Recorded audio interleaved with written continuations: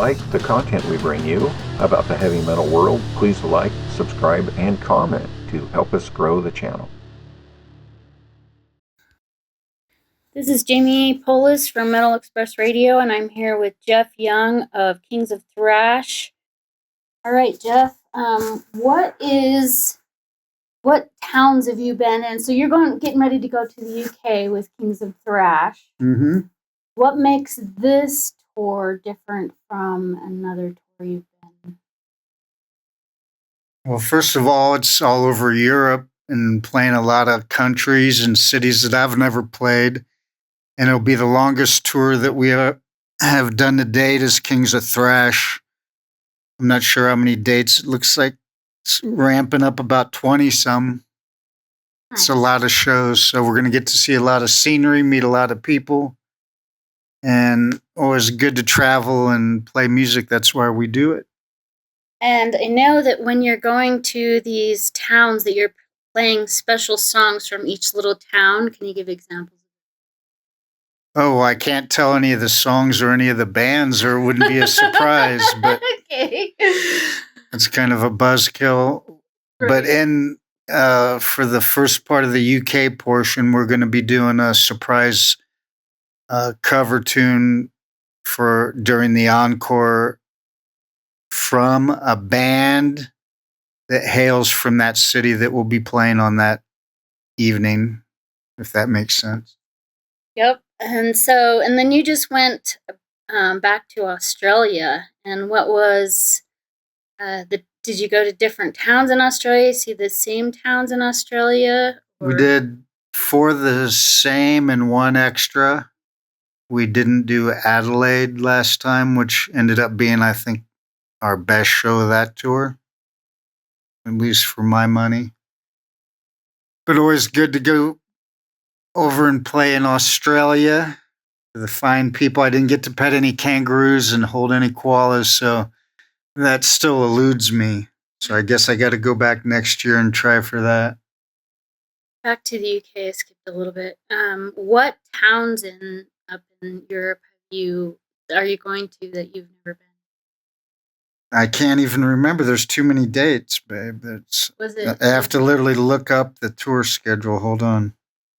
I mean, I can tell people who are listening on the other side of the pond, if you want to come see us, if the phone will cooperate. This is the problem when you're on the internet trying to blow a picture up and it doesn't want to cooperate. Here we go.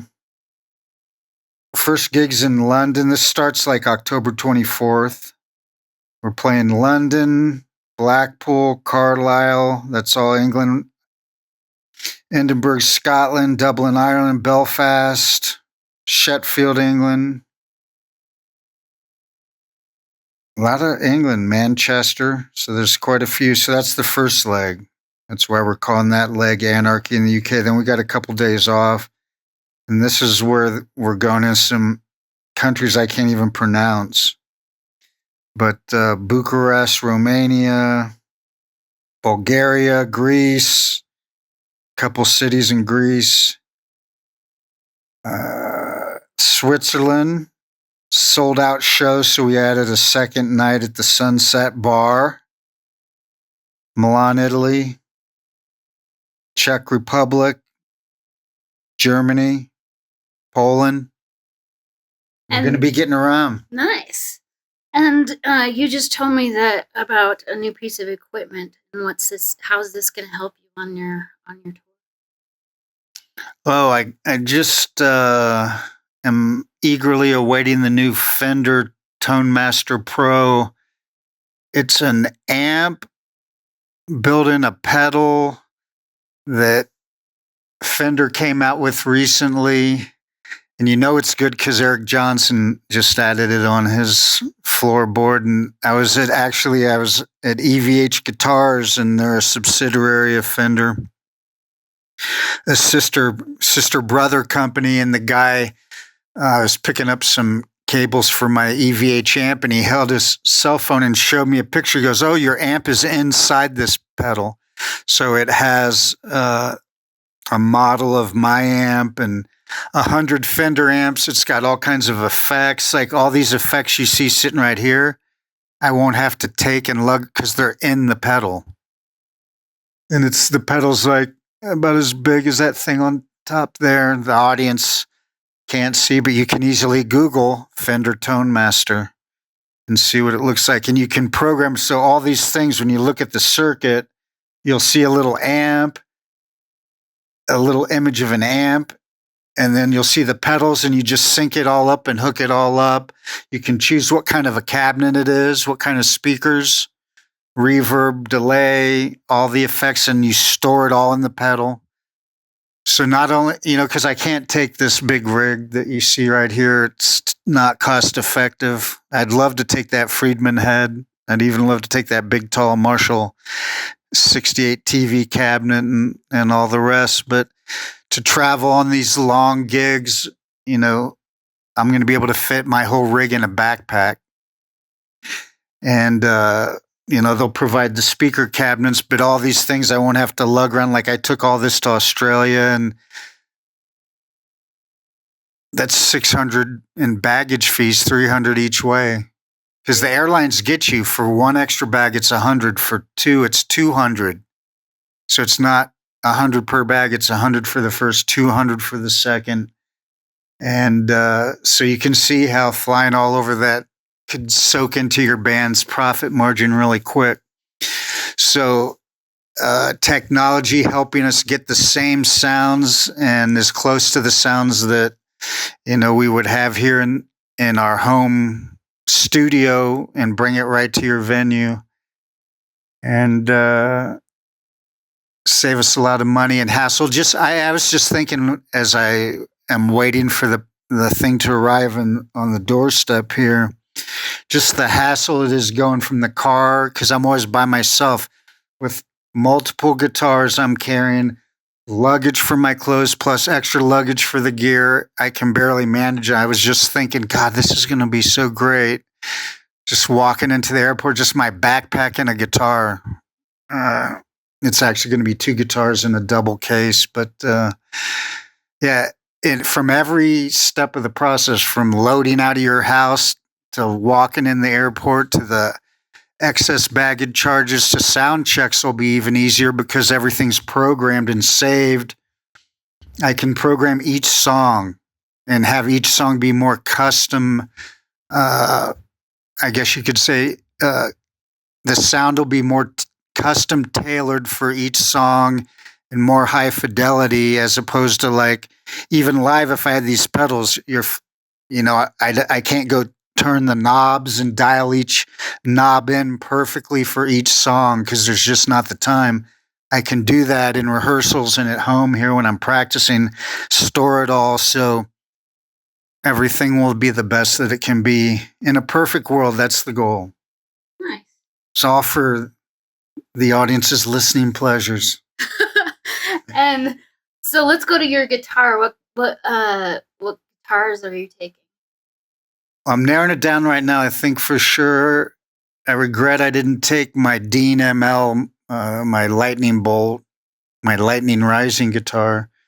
I got a new single coming out on my album, and just coincidentally, I'm like, what guitar should I use in the video? And if you guys have seen, it's the Dean Dimebag ML that has the lightning bolts on it. And that's just I didn't think at my age I thought I'd be playing like a jazz box guitar, not a guitar that's misshapen with lightning painted on it, but it just sounds so good on any style of music, from blues to country to rock, metal, jazz. It's just a great sounding guitar. I played about, I'd play them in music stores, so I probably played 30 and put them down. And then I was in a music store in my hometown about to do one of my solo gigs, and they had 3 of them in the store, and I played the 2, and they were okay. I had my eye on this one, and they all looked the same, but this one had a broken string on it, so I had to wait an hour for the Guitar Center tech to come back from lunch to put a string on it. I said, I can do that for you. Like, oh, we got to let him do it, So But then I played it, and there's something magic about it.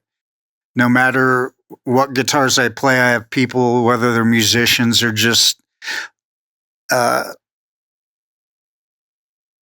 your average listener who may not know anything about guitar, but they're like, there's something about the sound of that guitar. It has some magic to it. There's just something about it. So I'm taking that, and then I'm taking another Dean. It's a orange MD 24 fret, because we have some songs that I have to have a 24 fret guitar. So that guitar has to come, and I'm deciding if I'm just going with those two or I'm going to take one more and carry that on. We'll see. So either two or three girls will be taking the ride. Let's talk about your music. You have, you're working on your album. There is different genres to the songs. Yeah, the album kind of evolved. Well, the album's called, funny, I pardon the pun, the album is called Revolutions, which you could think of the revolution of an album on a turntable. But the way I'm spelling is with like a small R and a capital E, because it's also my evolution. And the song's evolution, because some of these songs were written 15 years ago, and I started recording the album 12, 13 years ago.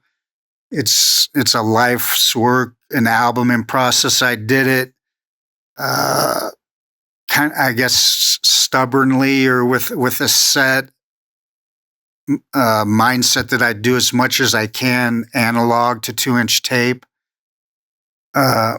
which is more cost intensive, because to buy the tape before you even record is $400 to $500 just for the tape. And then you're paying musicians. So over these years, as I could afford, I wanted to do it autonomously and not have a label funding me and giving my master tapes away. So as I could afford, I'd go in, and as the songs presented themselves, I'd go in, I'd call the best musicians that I know in the business, and whoever I thought would really add something to that song, and maybe it's outside what the public might think is their wheelhouse, but maybe I think they would bring something cool, or I know that this is a style they really play well, that they haven't had a chance to play or haven't had a chance to shine in that arena yet. So many amazing players. If I think back to some of the first people that I recorded with for the record, from Jeff Bowders, who's played with Satriani and Paul Gilbert on several of his albums. Shakira, he's a great drummer, and he's on a couple, 2-3 tracks. James Lomenzo, who's played with everyone from White Lion to John Fogerty. He's out with Megadeth right now. Of course, Black Label Society. He's on a couple tracks. I think those were some of the first tracks that we did. Then Brian Tichy is on drums, Tina Guo on cello, amazing pedal steel guitarist and violist. Andrea Witt, who's out with Moby right now. She's played with Shania Twain and Struggle Jennings. Just an amazing, gifted pedal steel player. She was a viola player when I met her, and that was my original intent. And she got the Shania Twain residency, and she just picked up pedal steel and is a master at it. She just picked it up on the fly. Don't you love people like that who just pick up an instrument and they're just like... So she does some amazing psychedelic pedal steel with effects, and it's really cool. On a track, I have Slow Burn on the record. James Lomenzo and Bowders are on that. Jeff Tatora from Blue Man Group, he's been a buddy of mine. He's been in Blue Man Group in Vegas and touring the world from here to Israel and back since it opened, so going on 20 years, and just an amazing player. Reminiscent of John Bonham meets Terry Bozzio. Rick Firabachi's on, I counted up, I think we've done 6, 7 songs. I don't even think all the songs we've done will make this record. amazing bass player. He's been playing with Blood, Sweat, and Tears as long as I've known him. Played with Chick Corea. So, I mean, that's about as muso as you get. And when we recorded one of the most recent tracks for the album, he walked in the studio and was showing us pictures. He just got the gig with Brian May from Queen. So him and Simon Phillips on drums. So just an amazing bass player. And he always brings great creativity. And speaking of bass players, on the next single that's coming out with Jeff Totoro on drums, and I mentioned it's called Lightning Rising, I have the new music sensation bass playing phenom from India. Her name's Mohini Day. And I met her at the NAMM show, walked by her booth when she was setting up to play and videotaped her playing 3 songs and begged her profusely at the end to play on my record. And, you know, fresh from India, she wasn't familiar with Megadeth, but her husband, her sax player and drummer, were kind of geeking on me, and they knew Megadeth. So she's like, they know you, so of course I'll play on your record. So, and I'm glad I caught her quick, because she immediately, like right on the heels of doing the track with Jeff and I, she got the gig with Willow Smith, Will Smith's daughter, and they're out playing arenas. And she's right now, I was just talking to her yesterday. We're going to try to meet up over in Europe. I think she's beat me over there. She's with Greg Howe, the guitarist, on tour all summer. And so we're going to try to meet it up. But that track's really special. Actually, it was so good, we're going to open the album with it. It's instrumental, and just the intro before it gets to the verse is like 1.5 minutes long, where we each kind of get to shine between Jeff and Mohini and myself. And it's got some cool 70s style Santana percussion that Jeff did, and it's really funky and danceable. And you mentioned the music styles. The album, and this is part kind of organically took care of itself, and the album kind of morphed into a concept album of sorts. That being that side 1 it'll be instead of side A, we'll call side A the light side, right? And all the songs on that side will be in a major key, which means no minor songs, and everything's more funky and upbeat and summery and danceable, light.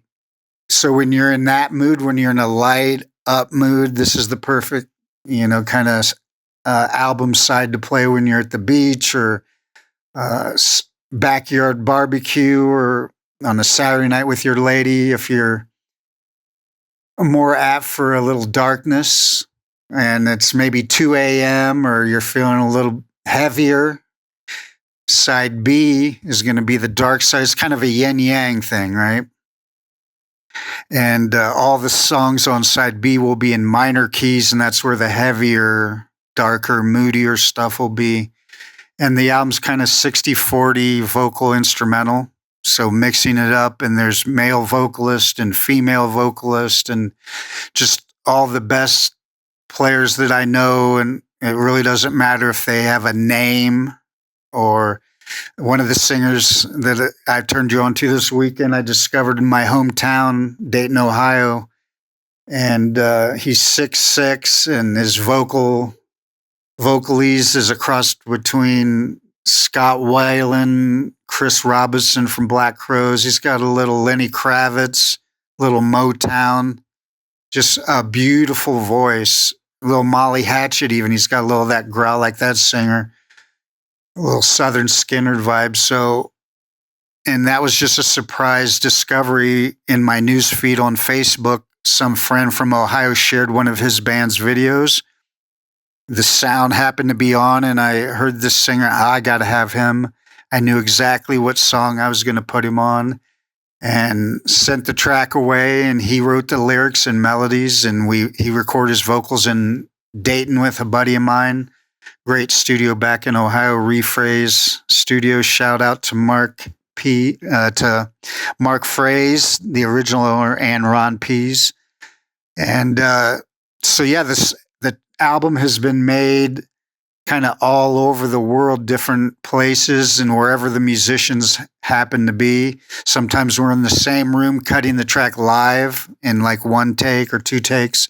Sometimes we're sending it around messenger service, and that's the beauty of making music. And kind of that's the evolution of the album also, because when I first started, we weren't recording as much in this kind of mobile way as we do. We're sending tracks away. Everything, the early tracks on the album were all done live in a room to 2-inch tape, everyone in the same city. As the years have gone by, and now it's been the album 12, 13 years in process, and how technology has taken off and musicians more spread out, it allows us to work with more diverse artists that maybe you couldn't have this person on your album because they're not even in your country, or they're out on tour with Cirque du Soleil. But thanks to technology, Tina Guo was able to do her cello parts for Monsoon backstage on a break when she was on tour in Europe with Cirque du Soleil. So that's kind of a neat thing. And somehow with the liner notes, I got to tell that story of the evolution of, technology and myself and the songs and music, just the whole industry, how it's changed since I started recording the record. Because by the time it's going to be released, it's a whole different world than when I started. So that's kind of cool that, and I'm just thinking about that as we're talking, that, this whole, decade plus will be kind of mirrored in the music, because I'm writing the songs at different times and in our history. So it's going to reflect different moods and different sounds, and the songs will sound different because they're not all made in the same studio with the same engineer on the same board with the same drummer, bass player, singer. From song to song, it'll be more like an individual movie, and you just take the journey. Like that. Okay. So is there anything else we should add? No, come out and see Kings of Thrash on tour in Europe. And we should add all my social media. It's easy to follow. Instagram, Jeff Young Guitar. And my main official website is lightningrising.com. And I got 3 songs you can hear, a kind of a sneak preview. No vocal tracks out yet, but 3 of the instrumentals are streaming on my Bandcamp at jeffyoungguitarist.com, so you can enjoy them there for free or purchase them for your playlist and keep them forever. And that's all for me. Over and out. Auf Wiedersehen. Au revoir. We'll see you on the other side of the pond here in a few weeks. Sounds good. Thank you. And this has been Jaime Poulos with Metal Express Radio. Over and out.